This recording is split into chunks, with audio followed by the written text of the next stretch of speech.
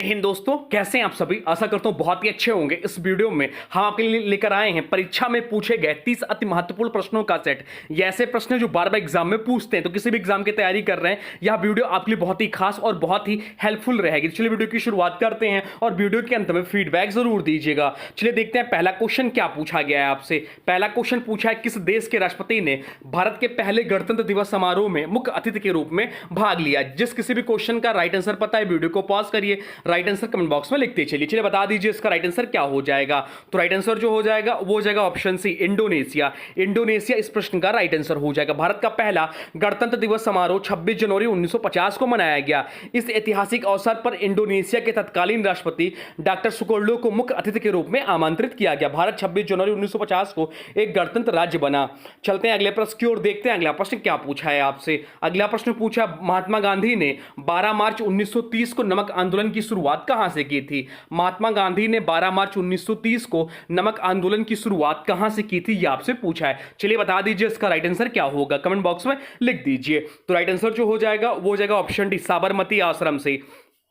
महात्मा गांधी ने 12 मार्च 1930 को नमक सत्याग्रह की शुरुआत साबरमती आश्रम, जो कि वर्तमान समय आज अहमदाबाद गुजरात से की थी। उन्होंने अपने 78 अनुयायियों के साथ साबरमती से दांडी यानी कि अरब सागर तट पर स्थित गांव है तक लगभग 240 किलोमीटर की पदयात्रा की। यह यात्रा 24 दिन तक चली और 6 अप्रैल 1930 को गांधी जी ने दांडी पहुंचकर नमक कानून तोड़ा। यह आंदोलन ब्रिटिश राज के नमक कर के खिलाफ एक अहिंसक विरोध था, जो भारत के स्वतंत्रता संग्राम का एक महत्वपूर्ण मोड़ बन गया। अब चलते हैं अगले प्रश्न की ओर, देखते हैं अगला प्रश्न क्या पूछा है आपसे। अगला प्रश्न पूछा, संविधान निर्मात्री परिषद की झंडा समिति के अध्यक्ष कौन थे। संविधान निर्मात्री परिषद की झंडा समिति के अध्यक्ष कौन थे, यह आपसे पूछा है। चलिए बता दीजिए इसका राइट आंसर क्या हो जाएगा।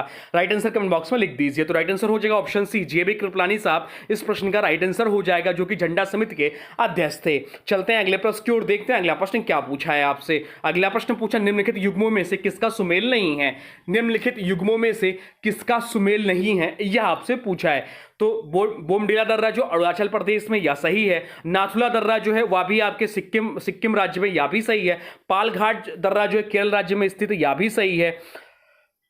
परंतु जो बोरघाट दर्रा है यह आपका हिमाचल प्रदेश में नहीं, यह आपका महाराष्ट्र में है। तो इस प्रश्न का राइट आंसर हो जाएगा ऑप्शन डी। ऑप्शन डी इस प्रश्न का जो है वह बेल नहीं खाता है। तो बोमडिला दर्रा जो है अरुणाचल प्रदेश में स्थित है। नाथुला दर्रा सिक्किम है, या भारत और चीन के बीच एक प्रसिद्ध दर्रा है। पालघाट दर्रा जो है यह केरल में है, या केरल और तमिलनाडु जोड़ने वाला एक प्रसिद्ध घाट है। जबकि भोरघाट जो है भोरघाट महाराष्ट्र स्थित है, खासकर मुंबई और पुणे के बीच में। चलते हैं अगले प्रश्न की ओर, देखते हैं अगला प्रश्न क्या पूछा है आपसे। अगला प्रश्न पूछा, प्रथम भारतीय नारी जो एवरेस्ट शिखर पर चढ़ने में सफल हुई थी। प्रथम भारतीय नारी जो एवरेस्ट शिखर पर चढ़ने में सफल हुई थी, वह कौन थी, यह आपसे पूछा है। चलिए बता दीजिए इसका राइट आंसर क्या हो जाए। इंपॉर्टेंट मार्क कर लीजिए इस प्रश्न को। तो इसका जो राइट आंसर हो जाएगा वो जाएगा ऑप्शन है, बछेंद्री पाल इस प्रश्न का राइट आंसर हो जाएगा। बछेंद्री पाल पहली भारतीय महिला थी जिन्होंने माउंट एवरेस्ट, जो कि दुनिया की सबसे ऊंची चोटी है, पर सफलतापूर्वक चढ़ाई की। इस चोटी जो है, इसकी ऊंचाई जो है 8,848 मीटर है। और बछेंद्री पाल ने 1984 में इसको फतह किया। बाकी ऑप्शन दिया संतोष यादव, यह भी नाम याद रखिएगा, 2 बार एवरेस्ट फतह करने वाली पहली भारतीय महिला है ये। डिक्की डोमला की बात करें तो यह एवरेस्ट चढ़ने वाली सबसे कम उम्र की भारतीय महिला 1993 में 19 वर्ष की उम्र में चढ़ी थी। और पीटी उषा जो है यह भारत की प्रसिद्ध धाविका हैं। अब चलते हैं अगले प्रश्न की ओर, देखते हैं अगला प्रश्न क्या पूछा है आपसे। अगला प्रश्न पूछा, गांधी इरविन समझौता किस वर्ष हुआ था। गांधी इरविन समझौता जो है वह किस वर्ष हुआ था, यह आपसे पूछा है। चलिए बता दीजिए इसका राइट आंसर क्या हो जाएगा। तो राइट आंसर हो जाएगा ऑप्शन बी, 1931 में हुआ था गांधी इरविन समझौता। गांधी इरविन समझौता जो है 1931 में हुआ था। यह समझौता महात्मा गांधी और तत्कालीन वायसराय लॉर्ड इरविन के बीच में होता। यह समझौता नमक सत्याग्रह 1930 और सबने अवज्ञा आंदोलन के बाद किया गया था। यह कांग्रेस सबने अवज्ञा आंदोलन, इसके मुख्य बिंदु क्या थे इस समझौता के, तो यह था कांग्रेस सबने अवज्ञा आंदोलन समाप्त करेगी। राजनीतिक बंदियों को रिहा किया जाएगा जो हिंसक गतिविधियों में शामिल नहीं थे। गांधी जी द्वितीय गोलमेज सम्मेलन में भाग लेने लंदन जाएंगे और ब्रिटिश सरकार भारतीयों को नमक बनाने की छूट देगी तटीय क्षेत्रों पर। चलते हैं अगले प्रश्न की ओर, देखते हैं अगला प्रश्न क्या पूछा है आपसे। अगला प्रश्न पूछा, सर्वग्राही रक्त समूह है, निम्नलिखित में से कौन सा सर्वग्राही रक्त समूह है, यह आपसे पूछा है, बता दीजिए। तो सर्वग्राही रक्त समूह जो है वह ए बी है। ए बी जो ब्लड ग्रुप है या सर्वग्राही ब्लड ग्रुप है। ए बी रक्त समूह को सर्वग्राही कहा जाता है क्योंकि इसमें ए और बी दोनों प्रकार के एंटीजन मौजूद होते हैं। इसकी प्लाज्मा में कोई भी एंटीबॉडी नहीं होती। जबकि ऑप्शन डी जो है ओ या सर्वदाता कहा जाता है, सर्वदात्रा कहा जाता है, मतलब किसी को भी ब्लड दे सकता है। चलते हैं अगले प्रश्न की ओर, देखते हैं अगला प्रश्न क्या पूछा है आपसे। अगला प्रश्न पूछा, राष्ट्रपति के मृत्यु के कारण उत्पन्न हुई आकस्मिक रिक्ति के दौरान राष्ट्रपति के रूप में कौन कार्य करता है। राष्ट्रपति के मृत्यु के कारण उत्पन्न हुई आकस्मिक रिक्ति के दौरान राष्ट्रपति के रूप में कौन कार्य करता है, यह आपसे पूछा है। तो इसका राइट आंसर बता दीजिए। तो राइट आंसर जो हो जाएगा वो जाएगा ऑप्शन सी, उपराष्ट्रपति कार्य करेंगे उनके, जहां पर राइट आंसर हो जाएगा ऑप्शन सी। चलते हैं अगले प्रश्न की ओर, देखते हैं अगला प्रश्न क्या पूछा है आपसे। अगला प्रश्न जो पूछा है वह पूछा है,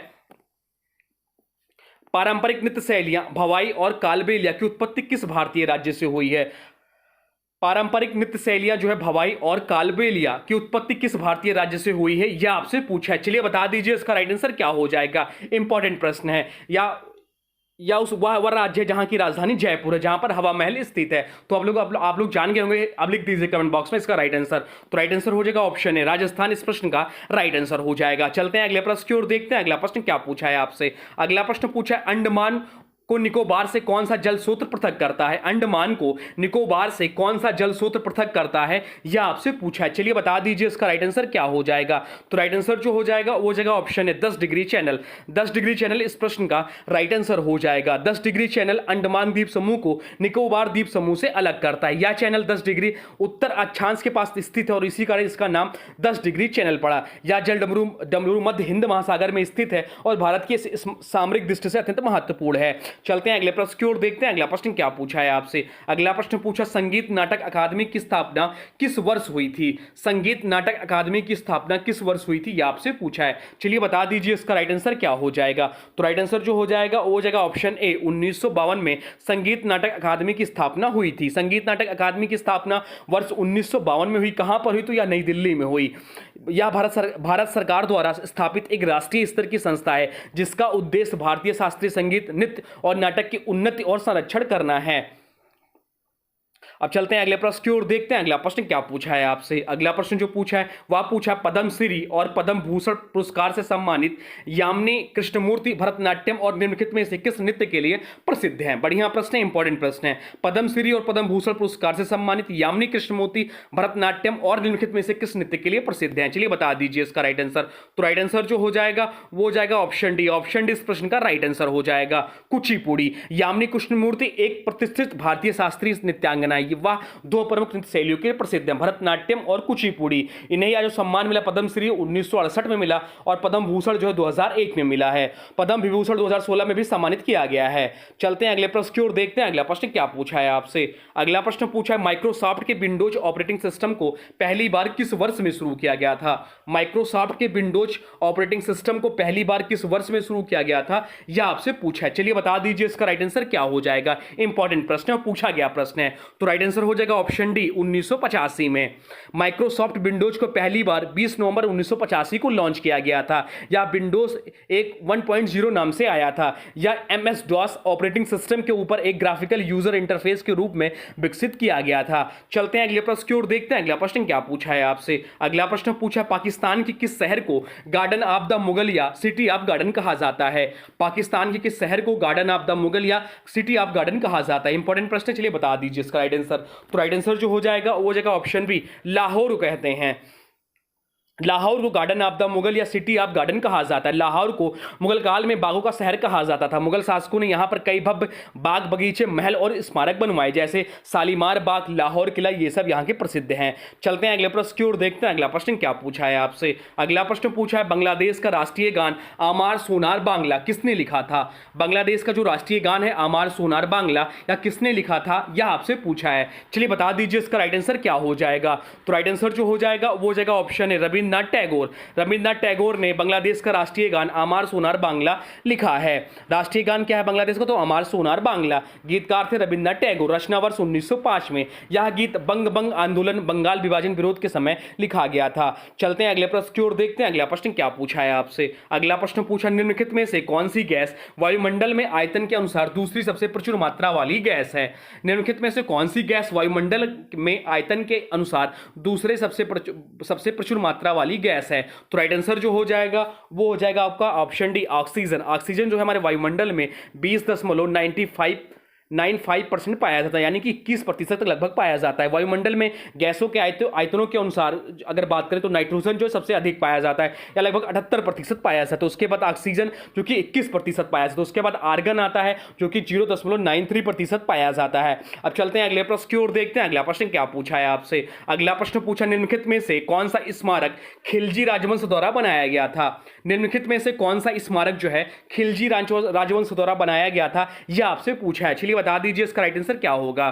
तो राइट आंसर जो हो जाएगा वो जाएगा ऑप्शन बी, अलाई दरवाजा। अलाई दरवाजा इस प्रश्न का राइट आंसर हो जाएगा। अलाई दरवाजा खिलजी वंश द्वारा निर्मित है। इसका निर्माता जो था सुल्तान अलाउद्दीन खिलजी था। वर्ष लगभग 1311 ईस्वी में। स्थान कहाँ है? तो यह कुतुब मीनार परिसर दिल्ली में इसको बनवाया गया। यह इस्लामी स्थापत्य कला और हिंदुस्तानी कारीगरों का बेहतरीन उदाहरण है। चलते हैं अगले प्रश्न की ओर, देखते हैं अगला प्रश्न क्या पूछा है आपसे। अगला प्रश्न पूछा, भारत में पहली बार संविधान सभा के चुनाव कब हुए थे? भारत में पहली बार संविधान सभा के चुनाव कब हुए थे, यह आपसे पूछा है। चलिए बता दीजिए इसका राइट आंसर क्या होगा, या कमेंट बॉक्स में लिख दीजिए, बता दीजिए। तो राइट आंसर हो जाएगा ऑप्शन ए, 1946 में। 1946 इस प्रश्न का राइट आंसर हो जाएगा। भारतीय संविधान सभा के पहले चुनाव, संविधान सभा के लिए पहली बार चुनाव जो हुआ था 1946 में हुए थे। यह चुनाव ब्रिटिश सरकार की कैबिनेट मिशन योजना 1946 के तहत कराया गया था। संविधान सभा का प्रथम अधिवेशन 9 दिसंबर 1946 को हुआ था। कुल सदस्य जो इसमें थे, प्रारंभ में 389 सदस्य थे, बाद में भारत विभाजन के बाद घटकर 299 रह गए। अध्यक्ष जो बने डॉक्टर राजेंद्र प्रसाद, स्थायी अध्यक्ष बने, और ड्राफ्टिंग कमेटी के अध्यक्ष बने डॉक्टर भीमराव अंबेडकर। संविधान जो हमारा लागू हुआ यह भी जान लीजिए 26 जनवरी 1950 को। चलते हैं अगले प्रश्न की ओर, देखते हैं अगला प्रश्न क्या पूछा है आपसे। अगला प्रश्न पूछा, टीपू सुल्तान के शासनकाल में उसके राज्य मैसूर की राजधानी क्या थी? टीपू सुल्तान के शासनकाल में उसके राज्य मैसूर की राजधानी क्या थी, यह आपसे पूछा है। बहुत बार यह क्वेश्चन पूछा जाता है एग्जाम में, तो बता दीजिए। राइट आंसर हो जाएगा ऑप्शन डी, श्रीरंगपट्टनम उसकी राजधानी थी। टीपू सुल्तान और उसकी राजधानी जो थी श्रीरंगपट्टनम थी। टीपू सुल्तान, जिन्हें मैसूर का शेर कहा जाता है, 18वीं शताब्दी में एक प्रखर शासक था। उन्होंने अपने पिता हैदर अली के बाद मैसूर राज्य का सत्ता संभाली। श्रीरंगपट्टनम उसकी राजधानी थी और वहीं उन्होंने अपने प्रशासन, युद्ध और संस्कृत केंद्र स्थापित किया। श्रीरंगपट्टनम कावेरी नदी के किनारे स्थित है, वर्तमान कर्नाटक में। 1799 में चौथे मैसूर युद्ध में टीपू सुल्तान यहीं ब्रिटिश सेना से लड़ते हुए वीरगति को प्राप्त किया। यहाँ स्थित दरिया, दौलत बाग, गुम्बज, मकबरा और किला आज भी ऐतिहासिक स्थल है। अब चलते हैं अगले प्रश्न की ओर, देखते हैं अगला प्रश्न क्या पूछा है आपसे। अगला प्रश्न पूछा है, कंप्यूटर की भाषा में यूआरएल में आर से क्या तात्पर्य? तो यूआरएल जिसका फुल फॉर्म आप लोग को जाना चाहिए। यूआरएल का फुल फॉर्म होता है यूनिफॉर्म रिसोर्स लोकेटर। यहां पर आपसे पूछा है कि इसमें आर का मतलब क्या है, तो आर का जो मतलब है वो है रिसोर्स। तो राइट आंसर हो जाएगा ऑप्शन बी, रिसोर्स इस प्रश्न का राइट आंसर हो जाएगा। यूआरएल जिसका फुल फॉर्म होता है यूनिफॉर्म रिसोर्स लोकेटर, या इंटरनेट पर किसी विशेष संसाधन पर का पता होता है, जैसे कि कोई वेब पेज, इमेज, वीडियो आदि। चलते हैं अगले प्रश्न की ओर, देखते हैं अगला प्रश्न क्या पूछा है आपसे। अगला प्रश्न पूछा है, भारत के संविधान के किस अनुच्छेद के तहत राष्ट्रपति अध्यादेश को लागू कर सकते हैं? भारत के संविधान के किस अनुच्छेद के तहत राष्ट्रपति जो है अध्यादेश को लागू कर सकते हैं, यह आपसे पूछा है। चलिए बता दीजिए इसका राइट आंसर क्या हो जाएगा, लिख दीजिए कमेंट बॉक्स में, इंपॉर्टेंट प्रश्न है। तो राइट आंसर हो जाएगा ऑप्शन बी, अनुच्छेद 123 के तहत। अनुच्छेद 123 राष्ट्रपति का अध्यादेश जारी करने का अधिकार है। भारतीय संविधान के अनुच्छेद 123 के तहत राष्ट्रपति को यह अधिकार है कि वह अध्यादेश जारी कर सकता है जब संसद का सत्र नहीं चल रहा हो और ऐसा तत्काल कानून बनाना आवश्यक हो। अध्यादेश का प्रभाव कानून के का समान होता है या 6 सप्ताह तक प्रभावी रहता है। पार्लियामेंट के पुनः सत्र शुरू होने के बाद यदि संसद दोनों सदनों द्वारा पारित नहीं करती तो अध्यादेश स्वतः समाप्त हो जाएगा। अब चलते हैं अगले प्रश्न की ओर, जो कि बहुत ही महत्वपूर्ण प्रश्न है। आपसे पूछा है, सबरीमाला एक हिंदू तीर्थ क्षेत्र है या किस बाघ अभ्यारण्य क्षेत्र में स्थित है? सबरीमाला मंदिर जो एक हिंदू तीर्थ है या किस बाघ अभ्यारण्य क्षेत्र में स्थित है, यह आपसे पूछा है। बढ़िया प्रश्न है। तो इस प्रश्न का तो राइट आंसर हो जाएगा ऑप्शन डी, पेरियार इस प्रश्न का राइट आंसर हो जाएगा। सबरीमाला मंदिर जो है भगवान अयप्पा को समर्पित है, हिंदू तीर्थ स्थल है। तो यह भी पूछ लेता किस देव को समर्पित है, तो भगवान अयप्पा को समर्पित या प्रसिद्ध हिंदू तीर्थ स्थल है। या केरल राज्य के पथनमथिट्टा जिले में स्थित है। सबरीमाला मंदिर पेरियार टाइगर रिजर्व के भीतर स्थित है, जो पश्चिमी घाट के घने जंगलों में फैला हुआ है। अब चलते हैं अगले प्रश्न की ओर, देखते हैं अगला प्रश्न क्या पूछा है आपसे। अगला प्रश्न पूछा, भारतीय संविधान में द्विसदन प्रणाली की विशेषता किस देश के संविधान से ली गई है? भारतीय संविधान में द्विसदन प्रणाली की व्यवस्था किस देश के संविधान से ली गई है, यह आपसे पूछा है। चलिए बता दीजिए इसका राइट आंसर क्या हो जाएगा। तो राइट आंसर जो हो जाएगा वो जगह ऑप्शन है अमेरिका से लिया है। तो राइट आंसर हो जाएगा ऑप्शन है अमेरिका। द्विसदन प्रणाली का अर्थ है दो सदनों वाली विधायिका। उच्च सदन जैसे राज्यसभा है हमारा, वैसे निचला सदन लोकसभा, ये द्विसदन होते हैं। भारतीय संविधान की यह प्रणाली किससे ली गई है? तो यह प्रणाली भारत ने संयुक्त राज्य अमेरिका यूएसए से ली है, जहां पर सीनेट उच्च सदन होता है और हाउस ऑफ रिप्रेजेंटेटिव्स जो है वह निचला सदन होता है। भारत ने अमेरिका प्रणाली से प्रेरणा लेते हुए अपनी संसद को भी दो सदनों में विभाजित किया है, जो कि राज्यसभा और लोकसभा है। अब चलते हैं अगले प्रश्न की ओर, देखते हैं अगला प्रश्न क्या पूछा है आपसे। अगला प्रश्न जो पूछा है वह पूछा है, भारत में कानून बनाने का अंतिम अधिकार किसके पास होता है? भारत में कानून बनाने का अंतिम अधिकार किसके पास होता है, यह आपसे पूछा है। चलिए बता दीजिए इसका राइट आंसर क्या हो जाएगा। तो राइट आंसर जो हो जाएगा वो जगह ऑप्शन है संसद। संसद के पास होता है। भारत में कानून बनाने का अधिकार जो है वह संसद के पास है। भारत में कानून बनाने का अंतिम अधिकार संसद के पास होता है। भारत एक संसदीय लोकतंत्र और संविधान के अनुसार कानून बनाने का सर्वोच्च अधिकार संसद को प्राप्त है। संसद दो सदनों से मिलकर बनी होती है, लोकसभा जिसे निचला सदन कहते हैं और राज्यसभा जिसे उच्च सदन कहते हैं। किसी भी कानून को पारित करने के लिए दोनों सदनों की सहमति आवश्यक होती है। उसके बाद कानून को राष्ट्रपति की स्वीकृति मिलती है, जो औपचारिक अनिवार्य प्रक्रिया है। चलते हैं अगले प्रश्न की ओर, देखते हैं अगला प्रश्न क्या पूछा है आपसे। अगला प्रश्न पूछा, किस भारतीय स्वतंत्रता सेनानी को आंध्र केसरी कहा जाता है? किस भारतीय स्वतंत्रता सेनानी को आंध्र केसरी कहा जाता है, यह आपसे पूछा है। चलिए बता दीजिए इसका राइट आंसर क्या हो जाएगा। तो राइट आंसर हो जाएगा ऑप्शन ए, टी प्रकाशम को आंध्र केसरी कहा जाता है। इसका राइट आंसर हो जाएगा ऑप्शन ए। इन्हें आंध्र केसरी की उपाधि दी गई थी, जिसका अर्थ है आंध्र का सिंह। ये एक प्रखर स्वतंत्रता सेनानी, वकील और राजनीतिक नेता थे। उन्होंने ब्रिटिश शासन के विरुद्ध साहसपूर्वक आवाज उठाई। विशेषकर 1928 में साइमन कमीशन के विरोध में उनकी भूमिका उल्लेखनीय रही। स्वतंत्रता के बाद ये जो है आंध्र प्रदेश के पहले मुख्यमंत्री भी बने। बाकी ऑप्शन दिया बाल गंगाधर तिलक को लोकमान्य और भारतीय स्वराज के जनक के रूप में जानते हैं। चक्रवर्ती राजगोपालाचारी को अंतिम गवर्नर जनरल और स्वतंत्रता सेनानी के रूप में जानते हैं। गोपाल कृष्ण गोखले जो है समाज सुधारक और गांधी जी के राजनीतिक गुरु के रूप में हम लोग जानते हैं। चलते हैं अगले प्रश्न की ओर, देखते हैं अगला प्रश्न क्या पूछा है आपसे। अगला प्रश्न जो पूछा है वह पूछा है, भारतीय संविधान में समवर्ती सूची की अवधारणा किस देश से ली गई है? भारतीय संविधान में समवर्ती सूची की अवधारणा किस देश से ली गई है, यह आपसे पूछा है। चलिए बता दीजिए इसका राइट आंसर क्या हो जाएगा। तो राइट आंसर जो हो जाएगा वो जगह ऑप्शन डी, ऑस्ट्रेलिया देश से ली गई है समवर्ती सूची की धारणा। भारतीय संविधान में समवर्ती सूची या वह सूची है जिसमें केंद्र और राज्य दोनों को कानून बनाने का अधिकार होता है। यह व्यवस्था संविधान की 7वीं अनुसूची के अंतर्गत दी गई है। समवर्ती सूची की अवधारणा की बात करें तो यह अवधारणा ऑस्ट्रेलिया संविधान से ली गई है। ऑस्ट्रेलिया में भी राज्य और संघीय सरकार दोनों कुछ विषयों पर कानून बना सकते हैं। बाकी बात यह हो रही है ऑस्ट्रेलिया की, तो ऑस्ट्रेलिया की जो राजधानी है वह कैनबरा है और ऑस्ट्रेलिया की जो मुद्रा है वह ऑस्ट्रेलियाई डॉलर है। चलते हैं अगले प्रश्न की ओर, देखते हैं अगला प्रश्न क्या पूछा है आपसे। अगला प्रश्न पूछा, किस संविधान संशोधन द्वारा मतदान की उम्र 21 से घटाकर 18 वर्ष की गई? किस संविधान संशोधन द्वारा मतदान की उम्र जो है 21 से घटाकर 18 वर्ष की गई, आपसे पूछा है। इंपॉर्टेंट मार्क कर लीजिए, इस प्रश्न को भी बहुत ज्यादा पूछ सकता है आपसे एग्जाम में, क्योंकि आने वाले टाइम में भी चुनाव भी है। तो इसका राइट आंसर बता दीजिए। तो इसका राइट आंसर हो जाएगा ऑप्शन है 61वां संविधान संशोधन इस प्रश्न का राइट आंसर हो जाएगा। 61वां संविधान संशोधन अधिनियम 1988 में आया। इस संशोधन के तहत भारत में मतदान की न्यूनतम आयु को 21 वर्ष से घटाकर 18 वर्ष कर दिया गया। यह संशोधन अनुच्छेद 326 में परिवर्तन करके किया गया था। चलते हैं अगले प्रश्न की ओर, देखते हैं अगला प्रश्न क्या पूछा है आपसे। अगला प्रश्न पूछा, स्वामी विवेकानंद की जयंती जो है 12 जनवरी को मनाया जाता है, को भारत को किस रूप में मनाया जाता है, यह आपसे पूछा है। स्वामी विवेकानंद की जयंती जो कि 12 जनवरी को होता है, आपसे पूछा है भारत में इसे किस रूप में मनाया जाता है, यह आपसे पूछा है। चलिए बता दीजिए इसका राइट आंसर क्या हो जाएगा। तो राइट आंसर जो हो जाएगा वो जगह ऑप्शन बी, राष्ट्रीय युवा दिवस के रूप में मनाते हैं 12 जनवरी को हम लोग, जो कि स्वामी विवेकानंद जी की जयंती है। स्वामी विवेकानंद जयंती 12 जनवरी को होती है, तो 12 जनवरी को हम लोग स्वामी विवेकानंद की जयंती पर राष्ट्रीय युवा दिवस के रूप में मनाते हैं।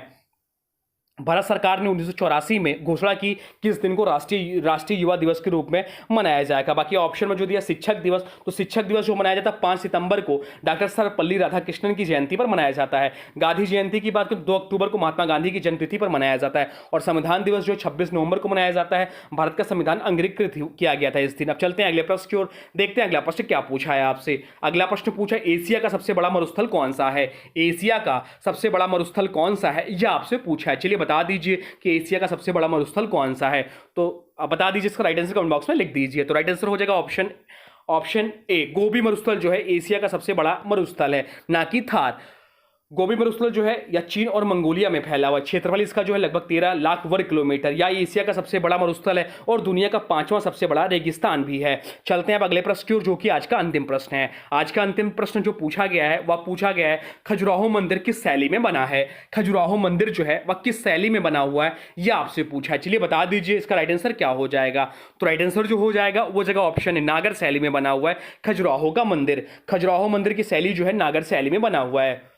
खजुराहो मंदिर जो है समूह मध्य प्रदेश के छतरपुर जिले में स्थित है। यह मंदिर मुख्यतः 10वीं से 12वीं शताब्दी के बीच चंदेल वंश द्वारा निर्मित किए गए थे। इसका निर्माण उत्तर भारतीय मंदिर वास्तुकला की नागर शैली में किया गया है। तो ये रहे टॉप 30 जीके के प्रश्न जो बार बार एग्जाम में पूछते हैं और जो आपके आने वाले एग्जाम में पूछ सकते हैं। जो भी क्वेश्चंस लिए गए थे इंपॉर्टेंट और सिलेक्टेड है, प्रीवियस ईयर पूछे भी गए, तो आपके लिए बहुत ही महत्वपूर्ण रहेगा। अब आज की वीडियो से प्रश्न है, इसका राइट आंसर आप लोग को कमेंट बॉक्स में बताना है। आज की वीडियो से प्रश्न है, भारतीय संविधान में समवर्ती सूची की अवधारणा किस देश से ली गई है। भारतीय संविधान में समवर्ती सूची की अवधारणा किस देश से ली गई है यह आपसे पूछा है। इसका जो भी राइट आंसर होगा कमेंट बॉक्स में जरूर लिखेगा और साथ साथ में वीडियो कैसा लगा इसके बारे में भी जरूर बताइए। कोई सुझाव हो तो अभी कमेंट बॉक्स में लिख दीजिए। और हाँ देखिए, अभी तक आपने वीडियो को लाइक नहीं किया तो प्लीज वीडियो को लाइक कर दीजिए, वीडियो को किसी स्टडी ग्रुप में शेयर कर दीजिए। चैनल पे नए हैं तो चैनल को सब्सक्राइब भी कर लीजिए। तो चलिए मिलते हैं नए वीडियो में, तब तक के लिए thanks for watching railway exam target. For more update please subscribe railway exam target channel को।